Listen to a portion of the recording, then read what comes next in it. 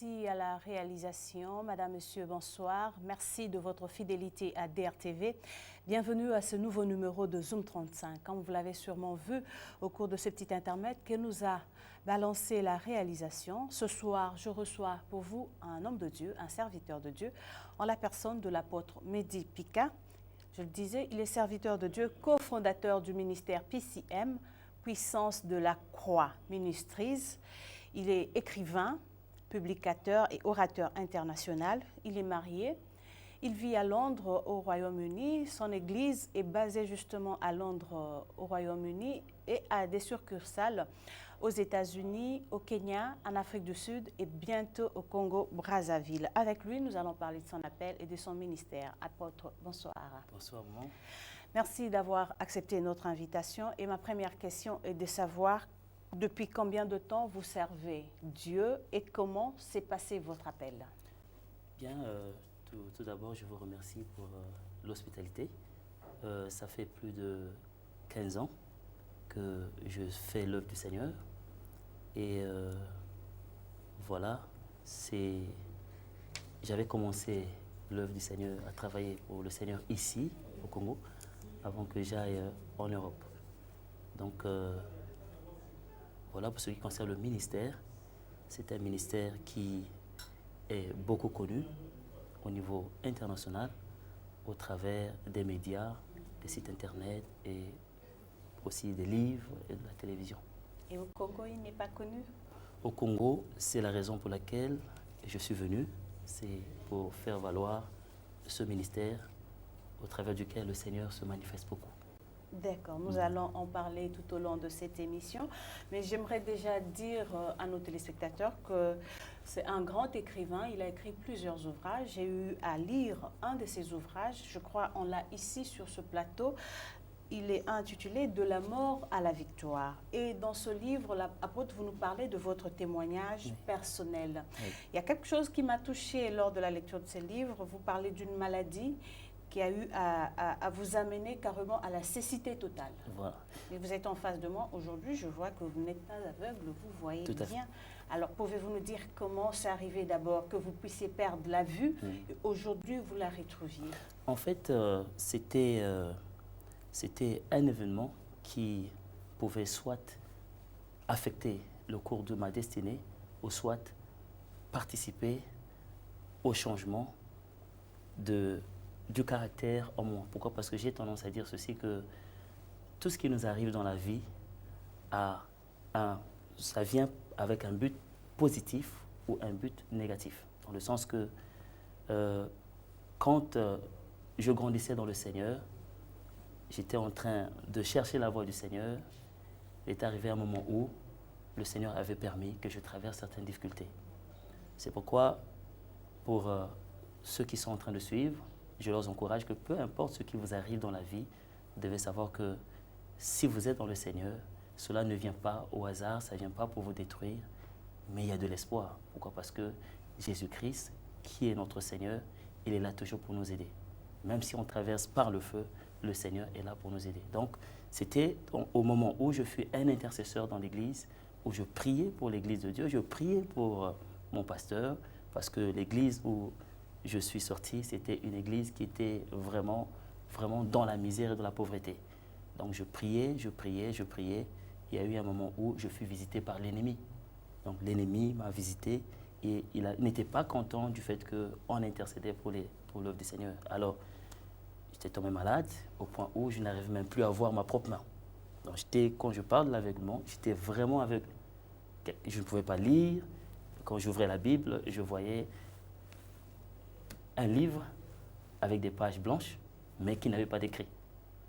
Donc, c'est dans mon témoignage, je l'ai mentionné dans le livre que j'ai souffert de la paralysie, j'étais devenu aveugle, j'ai souffert de la maladie de cœur. En fait, c'était même difficile pour moi de mettre les habits. Pourquoi? Parce que mon corps était détruit. Mais Dieu, dans sa grâce, m'avait visité après des longues sessions de prière et une grande durée. Le Seigneur est venu et m'a visité de façon surnaturelle et Dieu m'avait guéri. C'est pourquoi vous allez voir aujourd'hui, j'ai pu écrire plus de 15 livres et le Seigneur permet que je sois devant vous. Voilà. Et combien d'années cela a-t-il pris pour que vous puissiez parvenir à la guérison? Combien d'années de patience? Puisque à vous écouter, ça veut dire que vous avez été patient avec Dieu. Oui. Combien d'années de patience cela vous a-t-il pris? Bon, l'expérience que j'ai eue avec le Seigneur, c'est une expérience qui est vraiment extraordinaire, que je ne peux pas relater, tout relater dans cette émission.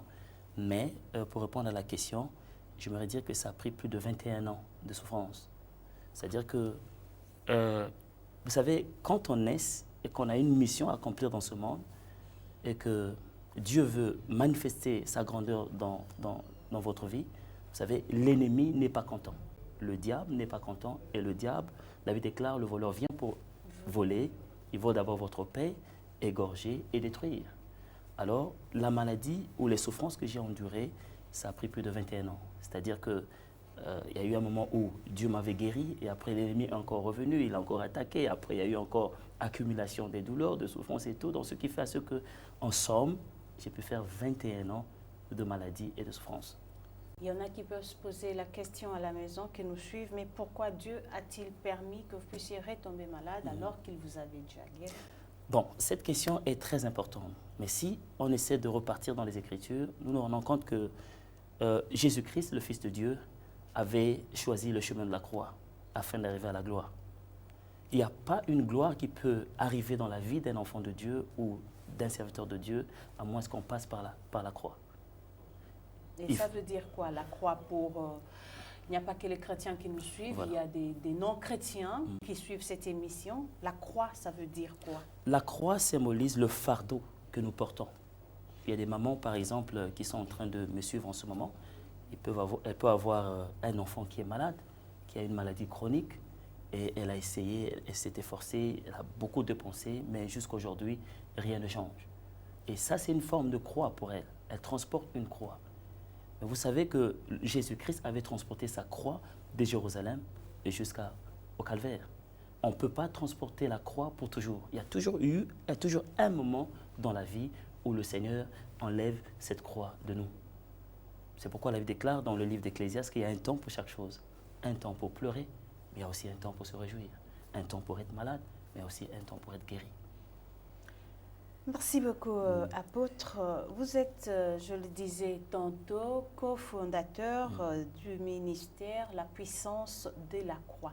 Pouvez-vous nous dire quel est le message principal que vous apportez dans vos prêches?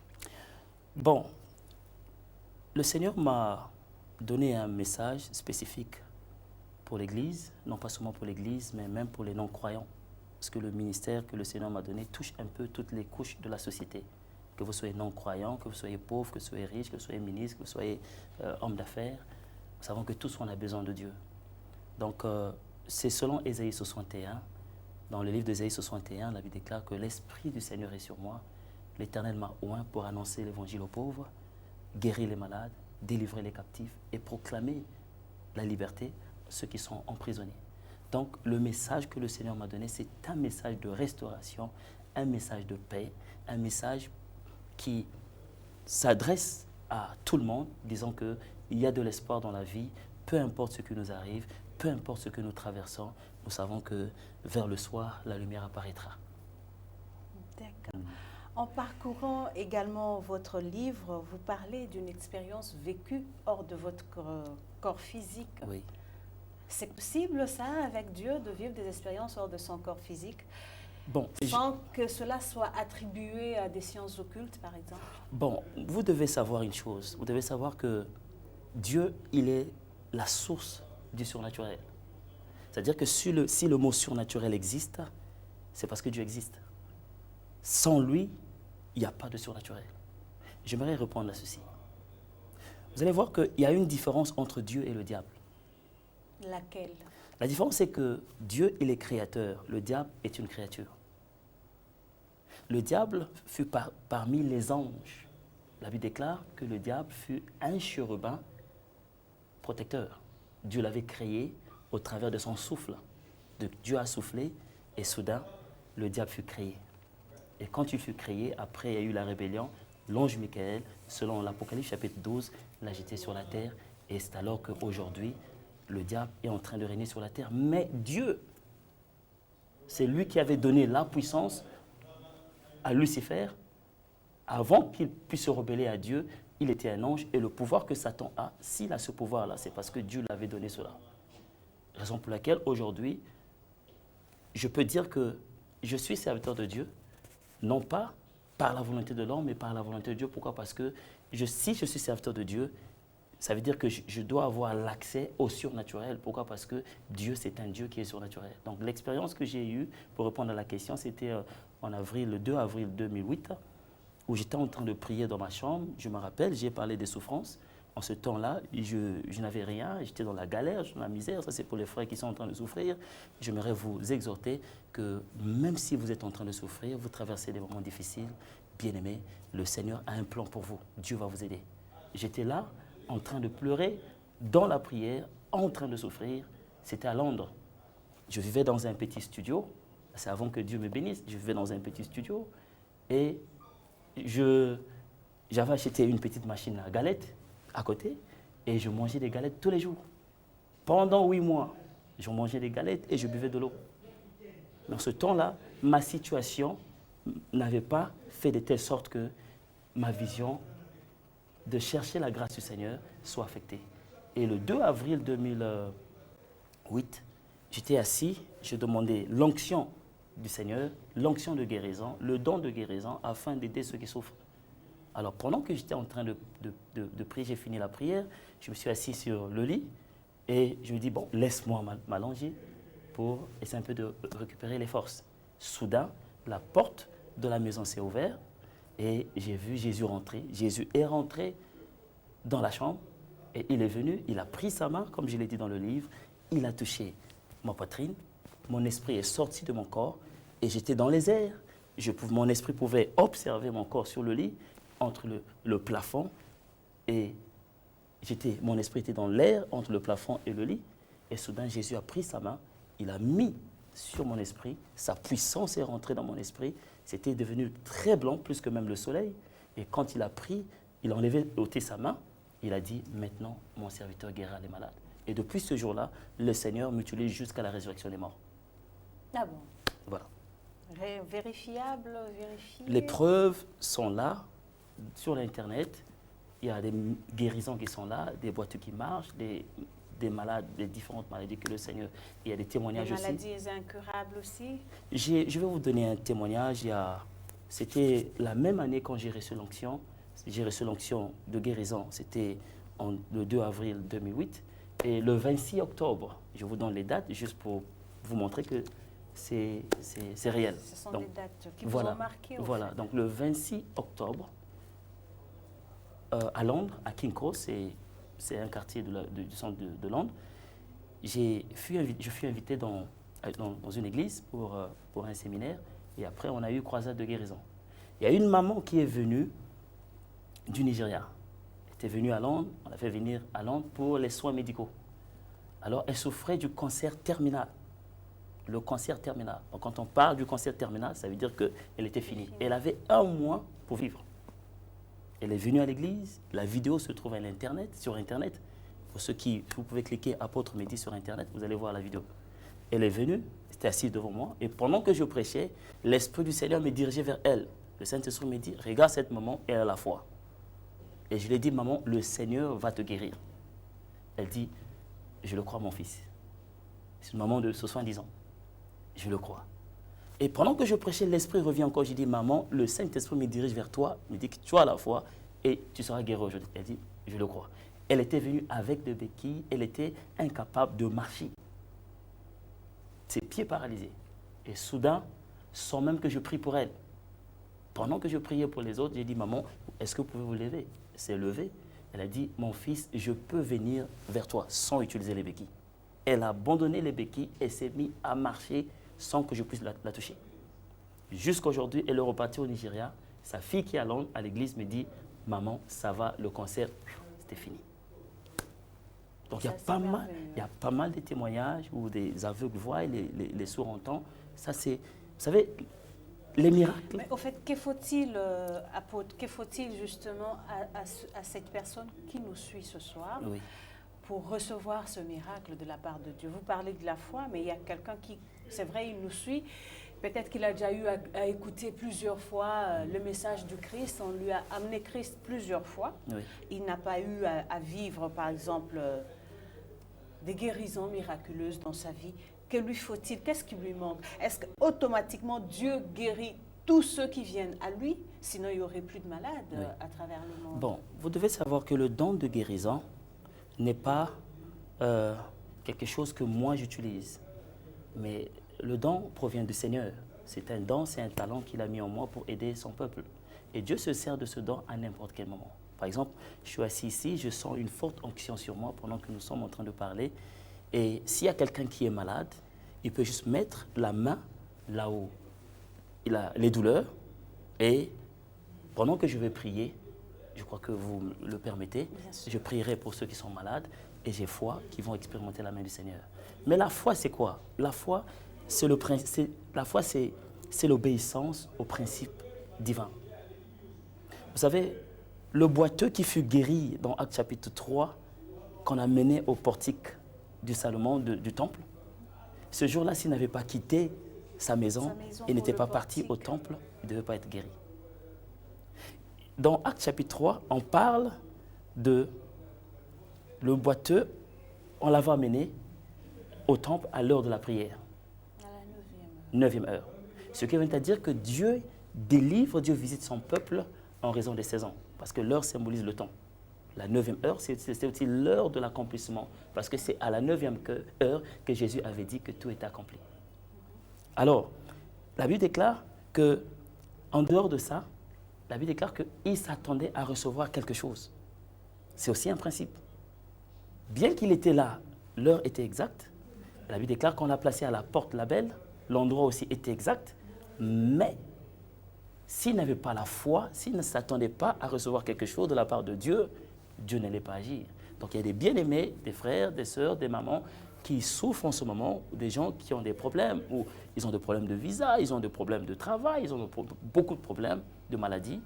Si vous ne vous attendez rien de la part du Seigneur, c'est impossible que le Seigneur agisse. Même quand j'ai l'onction, j'ai le don de guérison.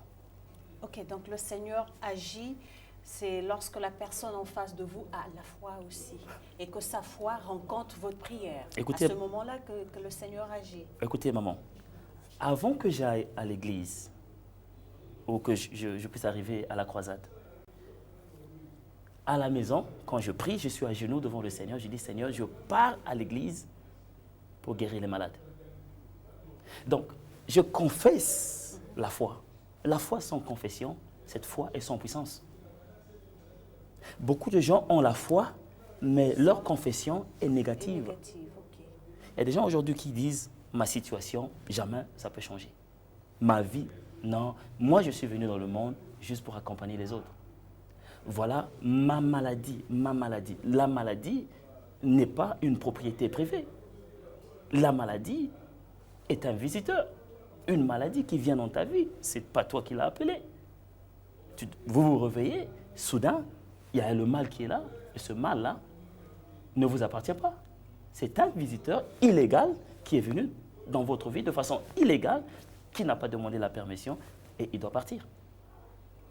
Maintenant, si vous confessez par exemple que c'est ma maladie, vous vous appropriez de cette maladie, la maladie restera parce que la maladie, c'est que vous êtes content du fait qu'elle est en vous. D'accord, merci beaucoup pour toutes ces réponses, Voilà. homme de Dieu. Avant de continuer plus loin, je vais demander à la réalisation de nous balancer quelques images justement d'une de vos croisades au cours de laquelle il y a eu des séances de délivrance et guérison miracle. Oui. Nous allons nous rendre à la réalisation pour voir ces images et nous revenons sur ce plateau juste après. Oui.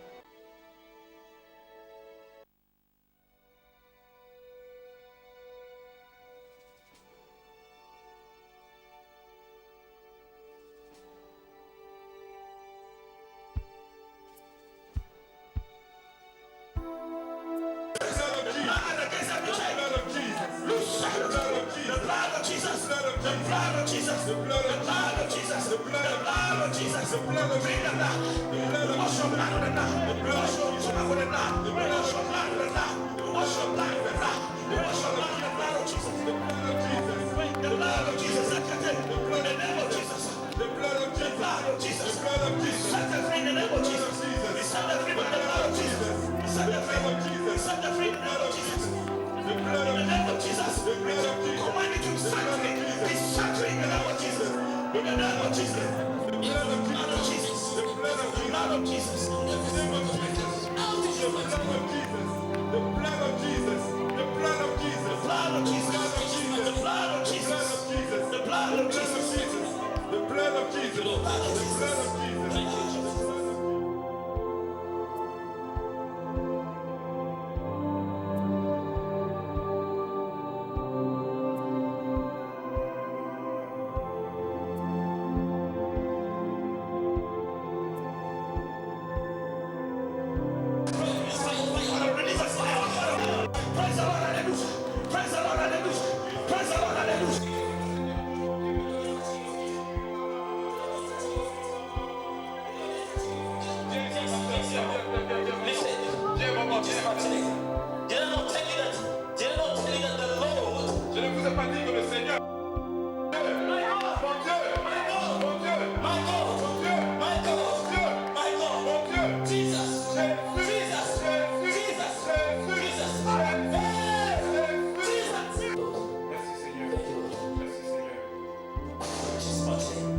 Thank you, Jesus.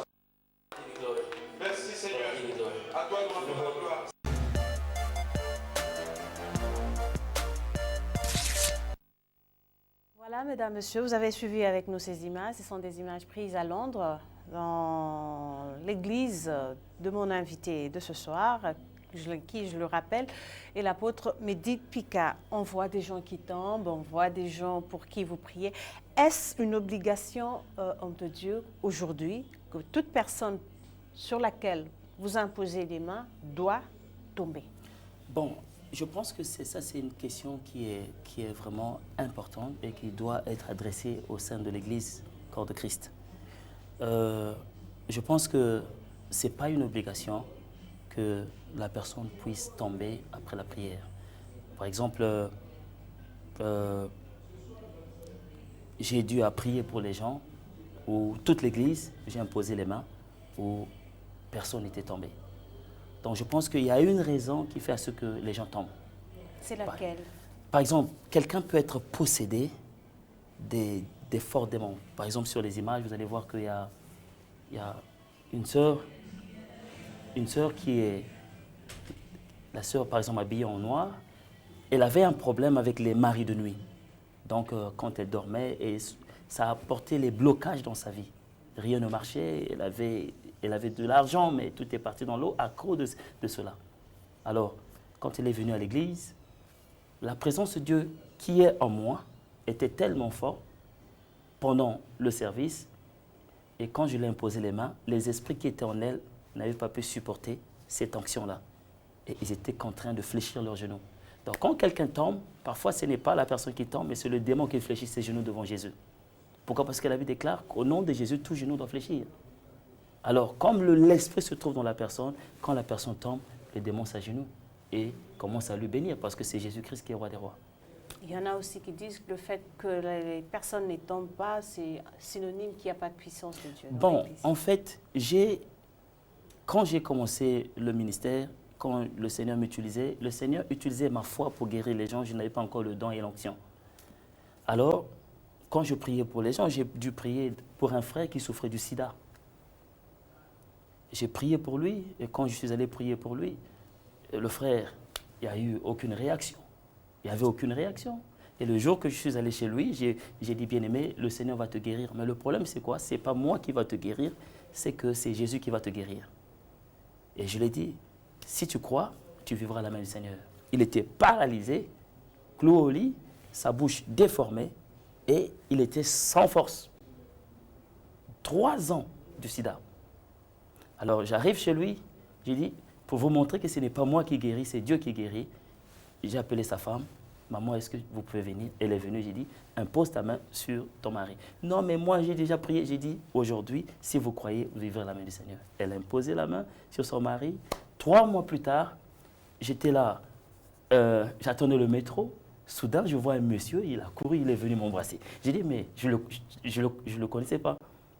Et il avait des larmes, il dit, mais vous avez sauvé ma vie. J'ai dit, mais je ne me souviens pas de vous. Après, il dit, mais vous ne vous souvenez pas de moi et ce frère qui souffrait du sida, j'étais paralysé. J'ai dit, ah bon, mais vous avez grossi. Vous voyez? Donc, ce n'est pas forcément que la personne doit tomber. Le Seigneur, il y a une raison que Dieu permet que les gens tombent. Parce que j'ai compris une chose, que quand Dieu avait créé Adam, avant de souffler dans ses narines, Adam était dans un état en transe. Pourquoi? Parce que quand la personne est en transe, c'est-à-dire la personne est à terre, ça permet au Saint-Esprit d'opérer tranquillement dans la personne. C'est la raison pour laquelle... Mais toutes les personnes qui sont en transe ne sont pas aussi à la faveur du Saint-Esprit. Bon, c'est pourquoi nous devons discerner. Nous sommes dans un temps où nous devons discerner. Pourquoi? Parce que parmi les vrais, il y a aussi les faux. Aujourd'hui, Dieu m'a donné cette grâce-là d'aider son peuple, mais on me reconnaît en tant que serviteur de Dieu que je marche avec le Seigneur par rapport à ma vie, par rapport à mon caractère, par rapport à mon témoignage et par rapport à ce que j'enseigne. Aujourd'hui, il y a beaucoup de guérisseurs dans le monde et ceux qui portent même le titre des hommes de Dieu, mais qui ne sont pas parmi les véritables. Moi, mon travail, c'est de faire connaître aux enfants de Dieu, c'est que Dieu n'a pas changé. Quand vous lisez le livre des Actes des Apôtres, la Bible déclare que les apôtres annonçaient l'évangile, ils annonçaient sur la sanctification, ils amenaient les gens au Seigneur sous l'enlèvement et après, ils guérissaient les malades. Donc ce ministère apostolique, Dieu me l'a donné. Ce n'est pas quelque chose que moi, je me suis proclamé, mais Dieu me l'a donné. Pourquoi? Parce que j'ai souffert pendant 21 ans. J'ai souffert, j'ai mangé dans la poubelle. J'ai dormi dehors, y compris même à Londres, à l'arrêt de bus, pendant l'hiver. Vous comprenez? J'ai été rejeté toute ma vie. J'ai marché avec des habits troués, les sandales et tout. Pour manger, c'était difficile. Et le témoignage que je rends, c'est que j'aimerais que les gens comprennent, c'est que Dieu est encore en train d'agir dans notre temps. L'évangile, ce n'est pas seulement la parole, mais la Bible déclare que l'évangile, c'est aussi la démonstration de sa puissance. Vous parlez de la démonstration de la puissance apôtre. Aujourd'hui, disons actuellement, on assiste à la prolifération de beaucoup de sectes Oui. occultes, même des églises dites de réveil.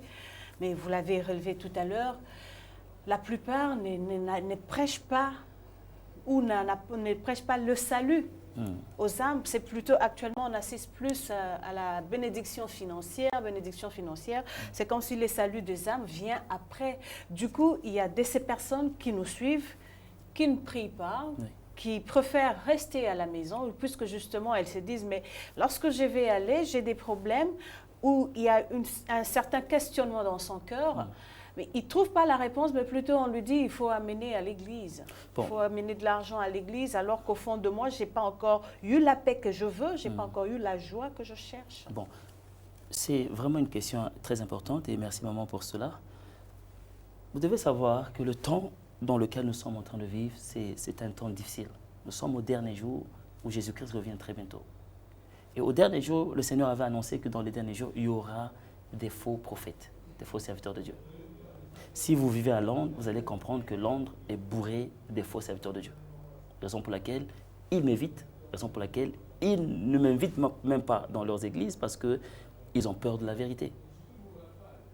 Le plus grand miracle pour un chrétien, c'est le salut de son âme. Être sauvé. Parce que les guérisons passeront, les miracles passeront, mais le salut ne passera jamais. Jésus est mort sur la croix, c'est pour le salut de notre âme. Mais les miracles, les signes et les prodiges, la Bible déclare que ce sont des bénéfices du royaume des cieux. La régie me fait signe que le temps est tellement passé très vite. Oui. Bientôt, nous serons au terme de cette émission. Est-ce que vous avez un numéro de contact auquel on peut vous joindre ici au Congo? Oui. Déjà, il y a votre site internet. Si la réalisation est prête, elle peut nous donner le site de l'apôtre. Donc, tous ceux qui veulent avoir certaines informations sur votre personne pourront aller sur ces sites et ils auront. Mais vous pouvez également donner à nos téléspectateurs un numéro auquel ils pourront vous joindre facilement. Vous pouvez y aller, Tous papa. les détails sont sur l'écran. Le téléphone est là. Ils peuvent nous contacter par ce numéro. Il y a aussi les sites internet qui sont là, www.medi.org et www.medi.net. Et ils peuvent aller là-bas. Il y a des vidéos qui sont là, des messages qui sont gratuits. Il y a des enseignements audio qui sont gratuits. Il y a tout ce qui est là, tout ce qui est programme, conférence et toutes les informations sont là. Merci beaucoup, apôtre. Avant que nous passions à la prière, je n'ai pas oublié, puisque vous tenez à prier pour les téléspectateurs, je vais vous inviter très rapidement à prendre la question qui est posée juste en face de vous. Oui. C'est l'astuce de cette émission. Vous allez la prendre, vous allez la lire à haute voix et y répondre. Et juste après, nous passerons à la prière. Oui. Bon, la question est la suivante. Quelle est la personne qui a plus marqué votre vie? Bon. En dehors de Jésus, je précise. En dehors de Jésus. D'abord, il y a ma famille. Et étant donné qu'ils sont en train de suivre, je ne veux pas dire que c'est papa ou maman, c'est toute la famille. Et ensuite, celle qui m'a soutenu dans les moments difficiles, ma femme, et qui est en Angleterre. Parce qu'elle m'a soutenu. Elle était au début, quand je n'avais rien, quand je souffrais, quand j'étais malade. Elle était là et sans elle, après Jésus, sans elle, je ne pouvais pas arriver là où je suis. Merci beaucoup pour votre réponse. Nous sommes arrivés au terme de cette émission, mais comme promis à mon invité ce soir, je ne vais pas clore cette émission sans lui permettre de prier pour vous qui suivez, pour cette personne qui n'a pas encore reçu Christ dans sa vie. Qu'est-ce que vous lui dites? Quelle est votre prière? Et cette personne qui a déjà reçu Christ dans sa vie, qui vous écoute ce soir, quelle est la prière que vous lui adressez? Vous avez 1 minute pour cela. Ok, j'aimerais prier directement pour les frères et sœurs qui sont en train de suivre. J'aimerais, si vous avez mal, vous avez un problème, mettez la main là où vous avez mal et je vais prier pour vous. Fermez vos yeux et je vais prier pour vous. Peu importe la maladie, vous allez témoigner la main du Seigneur si vous croyez. Je vais prier. Père, dans le nom de Jésus-Christ, j'ordonne ta guérison, Seigneur, dans la vie de tes enfants. Toute maladie incurable soit guérie au nom de Jésus. J'ordonne aux douleurs au niveau de leur dos, le ventre, les pieds, les yeux, partout, Seigneur, au nom de Jésus-Christ. Seigneur, merci. Je leur libère des infirmités et je leur délivre, au Dieu de gloire, de la puissance de la mort. Papa, je commande ta guérison, le feu du Saint-Esprit dans leur vie, qu'ils soient guéris, Seigneur, qu'ils soient guéris. Recevez la guérison. Vous sentez le feu, vous sentez comme si quelque chose vous a quitté, bien-aimé, commence à faire des mouvements, les maux de dos sont partis, les pieds sont guéris, la tête, les maux de tête sont partis, bien-aimé, c'est à vous de témoigner la main du Seigneur, parce que je sais que le Seigneur vous a guéri. Recevez la guérison au nom de Jésus. Amen. Amen. Merci, apôtre, pour cette prière. Madame, monsieur, nous sommes arrivés au terme de cette émission. Pour vous qui nous avez pris en cours, je rappelle que je recevais l'apôtre Mehdi Pika, serviteur de Dieu, cofondateur du ministère PCM, Puissance de la Croix Ministries, basé à Londres, Royaume-Uni, marié. Il est écrivain, orateur et publicateur. C'est complètement terminé pour ce numéro plutôt de Zoom 35. Merci à toute l'équipe qui m'a accompagné et bonne suite de programme sur DRTV. Au revoir. Merci beaucoup, Fafa.